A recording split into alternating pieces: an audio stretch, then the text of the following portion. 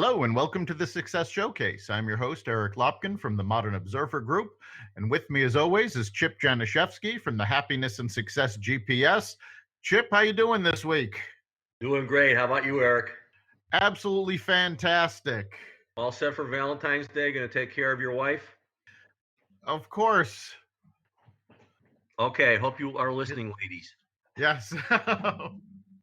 It's funny. There was just a study came out. The average man spends $360 for Valentine's Day. The average woman spends 65. So, I think we're getting the short end of the stick here. I think so too, although I don't even come close to spending that, but she does get a card. There you go. And a dinner. So. Oh, of course, dinner. You can't do it without dinner. All right, so over the past weeks, we've been talking about building a business. We've talked about business plans, marketing plans, but that's not for everybody who wants to run a business. Some people want a turnkey solution that they can step into and have these plans that they can follow. Well, that's where franchising comes in. So today we're going to talk about franchising, and we've brought on Steve Rosenkrantz from the Entrepreneur Source, who's an expert in franchising. Steve, how are you? I'm doing great, thanks. Thanks for inviting me on the show. Thanks for coming. Why don't you tell our listeners a little bit about yourself? Absolutely. So I grew up as an entrepreneur. Not that I'm that smart, but I grew up in an entrepreneurial family. So that's all I've ever known. And I grew up in a family business that had a chain of True Value hardware home centers and paint and wallpaper stores. And we even had baby furniture stores and auto supply stores, et cetera. A few hundred employees. And that was my life for many, many years. And I never thought there'd be a plan B. But we saw that retail was changing, the marketplace was changing, and this is way back in 2000, 2001. And we made some tough decisions, and turned out to be very good decisions to kind of move on in different directions. And here I was at a career crossroads that was never planned. And I went on the internet, and I was discovered by a company called the Entrepreneur Source, and I had my own personal coach, and it was free. There was no cost, no obligation. I thought that was amazing, and I rediscovered myself through my franchise business coach, and I loved what he did so much. I said, I think I want to do what you're doing, Barry. And he says, well, the Entrepreneur Source, we are a franchise that helps people find the right franchise, and I think you might be a great candidate for this type of business. And I invested in that business in 2001, and here I am 18 years later, assisting hundreds of people across the country who are entrepreneurially curious. That's fantastic. Now, you mentioned, you had True Value hardware franchises and Entrepreneur Source as a franchise.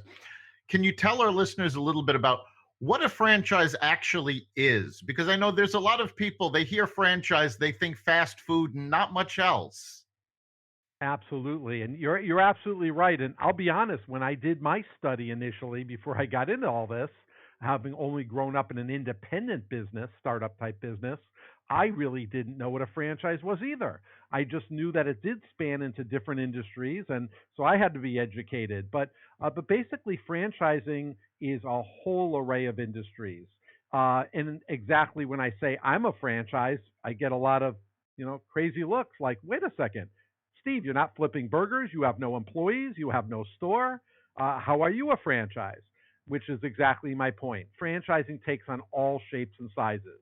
If somebody wants something full-time, part-time, semi-absentee, where they manage the manager, maybe keep their job, all of those things can be in play, and they span over every type of industry you can imagine. We do a lot with service-based businesses that perform some type of service or offer products to the business world or to homeowners. That's very popular. And then we have the classic storefront type businesses, the Maaco, Amcos, Meinekes of the world, and everything in between. So the other thing a lot of people don't realize is franchises could start as low as $30,000 investment, and they can go up to millions of dollars and everything in between. So I particularly like the consultative business to business type franchises that are out there that we work with several that people could work from a home-based home office environment, and they don't need any employees, and they can really be the face of the business and have the work-life balance that they so crave. So that's my job, is to kind of be an educator and a matchmaker, because there is such a wide array of franchises. And I probably, Eric, only do about maybe 10 to 15% of all the people I've helped place in the right franchise over the 18 years have actually been in the food related area. And so, although it's still an important part, it's actually a much smaller part in when you look at the array of industries available. Yeah, and Eric and I have talked a lot about business structure and that kind of thing. One of our favorite books that we talk about is the E Myth Revisited, and it starts out, E stands for entrepreneur, and statistically, uh, the way that the book works is the entrepreneur is the visionary, but there's two other types of people. There's a manager who runs the entrepreneur systems and is driven up a tree when the entrepreneur changes something. But most people out there are technicians, and they're the people who are doing all the work. And they say the entrepreneur is making all the money. I know this business, therefore I know the work, therefore I know the business. And invariably, they're the ones that start the new businesses, and most of them are gone within 5 years.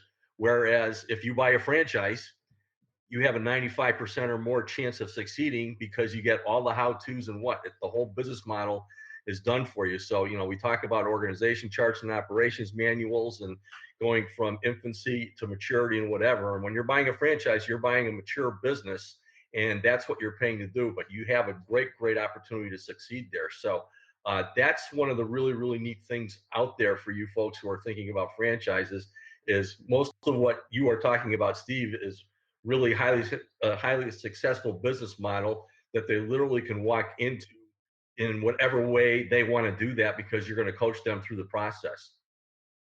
Yeah, that's exactly right. Matter of fact, we use the line "be in business for yourself, but not by yourself," and that really speaks volumes towards what the right franchise can do. And Chip, I would go one step further and say, it's not a matter of if somebody's entrepreneurially curious whether they should start their own business, should they buy an existing business, should they consider franchising. Where my vantage point is, they should have all those ideas in play. As long as there's entrepreneurial curiosity, I always say there's no downside to work with a franchise coach like myself, because it's great to learn about franchising. As I tell people, if you're not going to be the franchise, your competitor will be. And it's always good to play in the sandbox in a nice way and respect the competition, but understand the competition. So the education I offer is valuable for those that don't even go the franchise route. Yeah, and I've known your organization for a long, long time, but one thing I learned only by meeting you a couple of years ago is that you actually help existing businesses franchise themselves. So if you could talk a little bit about that, I think that that's a fantastic feature that you have. And obviously, a lot of it is coaching. So when you're working with people who are in the market for a business, whether they're looking for a franchise or not, I'm sure that's a big value added in talking with you about this in the first place. Yeah, absolutely. And for people who are curious and open to see what type of business might be well suited, they might be well suited for, and vice versa. What I'll throw out there, because you had mentioned the eMyth Worldwide, which is a wonderful portal of franchise and business related education. My company actually has an educational program, an entrepreneurial educational program called AIM for Success. And any of the listeners, if they ever want to contact me, just mention AIM for Success. We subsidize it 100%. There's literally no cost whatsoever. And it's kind of a self-paced learning modules. But it's wonderful, Chip, for people who've never owned a business before, really just thought about dipping their toe in the entrepreneurial waters, but they're not sure. That's a person who can really benefit from this self-paced learning program called AIM for Success, and really touches on that Michael Gerber book you were mentioning. That's kind of the benchmark of our whole program. Now, as far as franchising a business, you mentioned that. That's what we call our franchise development arm of our business. totally separate from matching people to existing franchises, but I'm very active in that space as well. A good example is a company out in Boston, started with just one unit called Extra Innings. And someone saw on the back of my business card several years ago, uh, it says, "Have you ever considered franchising your business?" One little line, but someone picked up on it. And next thing you know, I'm bringing my kids for batting practice and uh, looking at the pitching mound and going into the baseball pro shop and such. And today there's 27 open or under development across the country. So it can start sometimes with just a thought and gathering information about, hey, is my independent business franchisable? And if so, what are the things you need to think about? There's so many things beyond just doing a manual, hiring an attorney and saying, okay, I'm a franchise. And then you got to think of, do you have something unique in the marketplace that you'll be able to market to get your new franchisees on board? So we kind of help with all that, and we team up with very successful businesses that are prime and known across the country in the franchise development space. So I'm kind of the front end of all that. So anytime people see something, they say, boy, this is so cool, but it's only regional. It's just local. But man, I could see this out in Vegas or California or Canada or wherever. I always like to hear about those types of businesses, and we could find out rather quickly whether they might in fact be franchisable. Right. So, Stephen, for somebody who's just starting out in business and they're not sure if they want to start their own or if they want to go into a franchise, what are some of the pros and cons of getting a franchise compared to starting from scratch? Yeah, it's a great question. Of course, I'm asked that all the time. And so I would say this.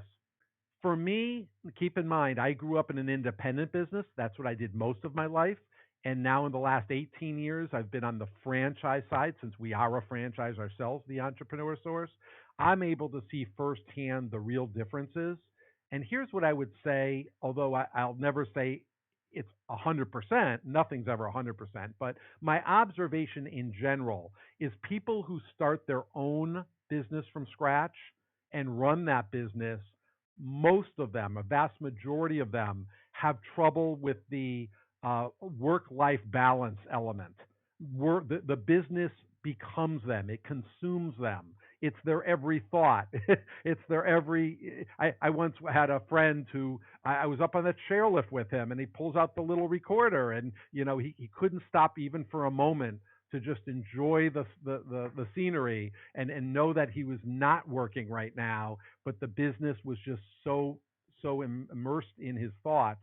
I find with myself being a franchise owner and with many of the people I've put into franchises, because there's things happening even when you're not actively working, whether it's help in the lead generation, marketing, a lot on the technology front. Today, technology moves so quickly.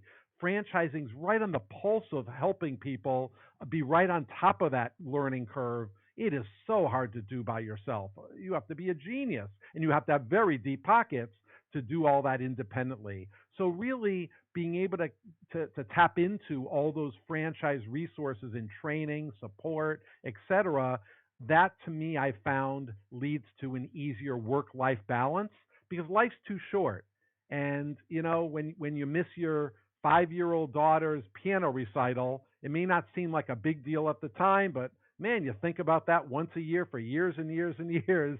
And as a franchise owner, I can honestly tell you, and I tell people this, in my 18 years in franchising, I've never said the word no once knowingly. What does that mean? If someone said to me, can you do this? And it's something personal, something to do with friends, something to do with relatives, that will always take precedence over business. And I'm in a position to always make that precedent.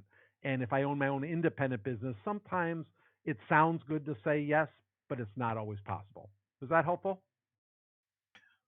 Yes, it is. Great. So, yeah. Obviously, in general, go ahead, Chip. Yeah, obviously it's got to be the right thing to do. So I'm sure a lot of your process is talking to the people who are seeking you out about their own time management and what they're looking to do as far as career types and this and that kind of thing. I'm sure that you coach them through that up front. And obviously the resource part that you're talking about to make everything happen is so important. Yeah, and Chip, it goes even. That's a great point, and it goes even beyond that. Some of my happiest clients are in businesses on the surface. You'd say, really? That's what they do? I I have a client that literally works for a very large franchise system. That ultimately what they do is they clean the bathrooms of restaurants, nightclubs, casinos. Not something we all talk about, but we all appreciate, and the businesses all appreciate that, and it is such a lucrative business. And the franchise owner doesn't clean bathrooms ever. They don't even get near the bathrooms. They do the marketing. They get involved in the technology of the business. They're running it as a very white collar executive type of business role. And on the surface, a lot of people wouldn't realize that. So once I get to know somebody, I make them understand that the business or the franchise should be the vehicle to get the things in life that they want. So if you want to play golf and you want to enjoy your weekends, let's find the franchise that gives you that lifestyle component that allows you to do that. It doesn't mean you have to love the very deliverable that your franchise does. It could work out that way, but it doesn't have to work out that way. So, like I said, my folks who have restoration businesses, like ServPro and PuroClean and Advanta Clean. We work with all these kinds of companies. And Fast Stop Restoration, Restoration One. These are all great examples of a business where it doesn't matter what the economy did today or tomorrow. It doesn't matter, if the stock market went up or down. If there's going to be water damage or smoke damage or mold or any of that stuff, it's going to happen when it's going to happen. And that's why there's always a need. And so those kind of service-based businesses will always be popular, and they're always going to be a need for to fulfill. So there's something for everybody. So we've talked about a lot of different types of franchises, but what is it exactly that makes something a franchise? I mean, what is a franchise owner expected to do as opposed to the company that they're franchising? So if I understand your question correctly, what is the component of franchising that makes it different than an independent startup business? Yes. Okay, perfect. So franchising, first of all, requires somebody who is able to follow a system.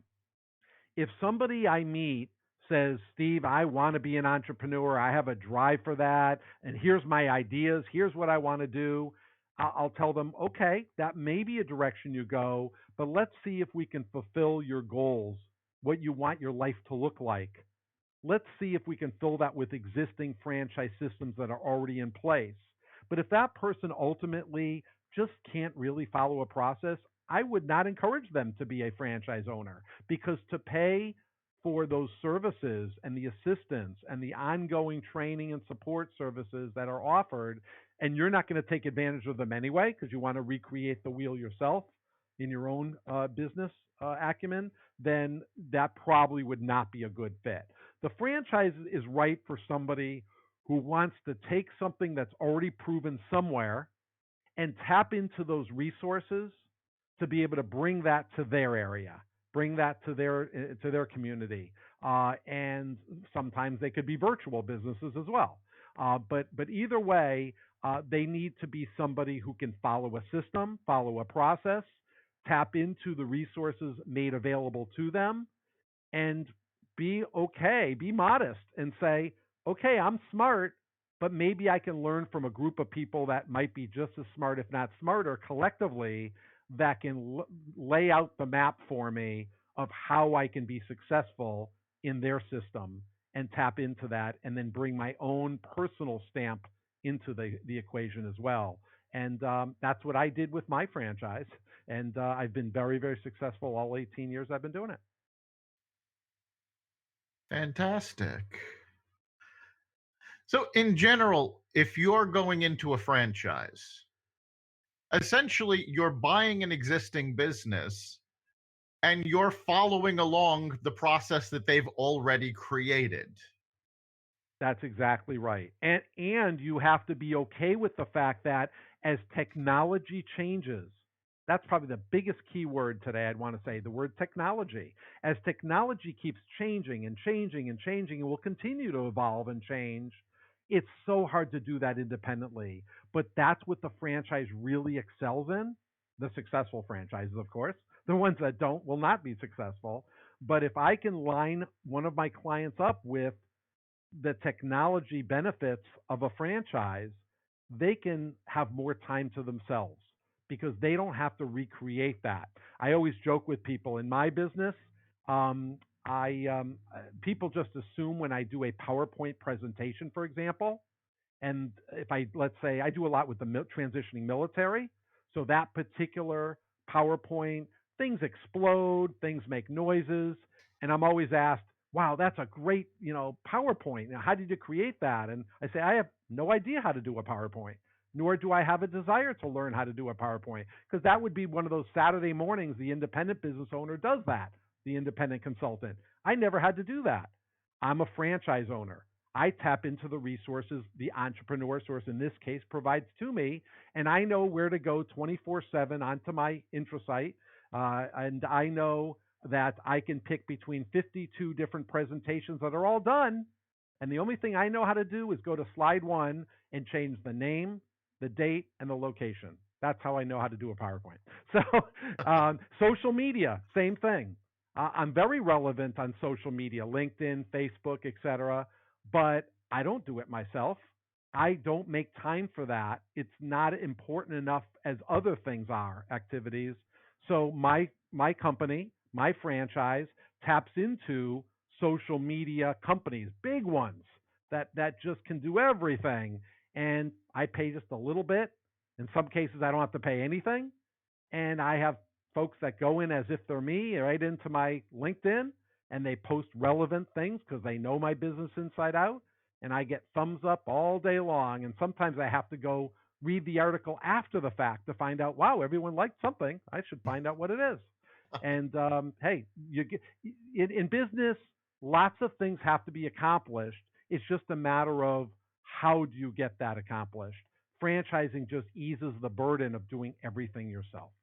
Yeah. So what you're saying is that what one of the big things you're paying for in the franchise is they cover all these business variables for you that you would normally have to cover yourself if you're in business for yourself. And you talk a lot about work-life balance. The bottom line is they're building in a really, really good time management system for you because they're covering all these business variables for you that you don't have to worry about. And obviously, when you're doing business yourself, you can't be the jack of all trades. So you need these resources on the side that you're going to have to get covered yourself, and they're already there for you when you buy the franchise. Yeah, that's exactly right. And depending on the franchise, so I do a lot in the sign business, in the sign industry. I have several franchises we work with in that. So one of the top key things that attract people that I show those franchises to is the vendor discounts they get automatically. If you open your own little sign shop, no offense, but you're just not going to command those vendor discounts that a franchise with 300 outlets in three countries, is going to have with those vendors. And so sometimes tapping into what the franchisor is able to do, so that could be vendor discounts, as I just mentioned. Sometimes it's national accounts. So there's a food related distribution type franchise I work with that my clients know that as soon as they open up in their area, immediately the whole food stores become their clients. Why? Because there's already a national affiliation and acceptance and recognition of the franchisor in the Whole Food stores. So as soon as a franchise opens in an area that's untapped, they get those accounts immediately. So those are some of the examples of things you can tap into when you're part of a franchise system that would be very, very difficult to do when you're doing your own private independent business. And one other example I'll give you, there's a social media, I call it you become like a digital marketing consultant type franchise I work with. And I once had a client say to me, Steve, why would I need a franchise for that? I come from that industry. I know it. I love it. I think I'm just going to start my own thing. I said, yeah, you can call Vistaprint, and for, I don't know, $10, you can probably get 500 business cards. I said, but what do you do after that? Aren't there going to be a lot of people doing exactly what you do that are just as accomplished as you? Well, you got a point. And I showed this woman a franchise in that same space, and man, she became a fan. And here she is 8 years later. She's very successful. And, that franchise was Google's #1 commercial client in the world last year. And they've got some accounts like Corona Beer. Doesn't hurt. That, no offense, but individuals just are not going to knock on Corona Beer's door and say, "Would you like to be my account?" But these franchises have the bandwidth to be able to do that. And that particular franchise I showed this woman is in 80 countries. So we're talking a lot of firepower, and she can tap into that. And that's how she's going to be very scalable. Great. You mentioned earlier creating a PowerPoint presentation for people transitioning out of the military. I know a few years ago, I had come across a statistic, and I'm wondering if this is still true, that transitioning military are actually some of the most successful franchisees because they're able to translate their experience in the military and taking orders and following plans right into the private sector with this. Absolutely right. I make no secret of it. My favorite clients in the world are my military veterans. It doesn't matter when they served. It doesn't matter if it's Army, Marines, Air Force, Coast Guard, all of Navy. All of them share that one thing in common that you aptly just brought up, and that is they know how to follow a system. They know the importance of being organized. They know the importance of being ahead of the curve of everybody else, and in terms of logistics and strategy, and that's what really resonates with them. The franchise systems. I always laugh. There's a fun franchise I work with called Maui Wowie. They're known across the country for their smoothies and Kona coffees. And you see them, everyone sees them. There's these Hawaiian themed carts that go mobile to all different universities and farmers markets and lots of entertainment and sports venues and things like that. And people get a kick out of that because the person who would really thrive in that type of business is the person who can be kind of laid back, put on the Hawaiian t-shirt and the lei and wear flip-flops year round. Like, I'm not one of those people, right? I could never own one of those businesses. And there's a lot of us that are not like that. I'm way too high strung. But you know what? Believe it or not, they have so many military veteran owners because these are folks that already have done the organized, follow orders, very, structured type programs. They're ready for a change. So believe it or not, they're ready to kick back and just relax and enjoy life in a different way. And they make great franchise owners. All right. So we're actually just coming up on the end of our time. So, Steve, if somebody's interested in franchising, they want to get a hold of you, the Entrepreneur's Source, how can they do so? Yeah, let me give you my cell phone number. I always have my cell with me, and I always call back the same business day.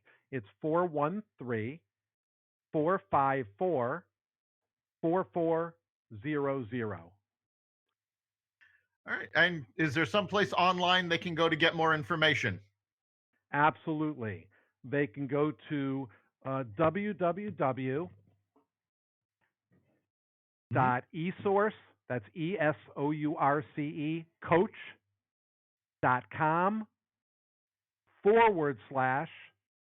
my first initial S, Rosenkrantz. I'll spell it ROSENKRANTZ. That's www.esourcecoach.com / SROSENKRANTZ.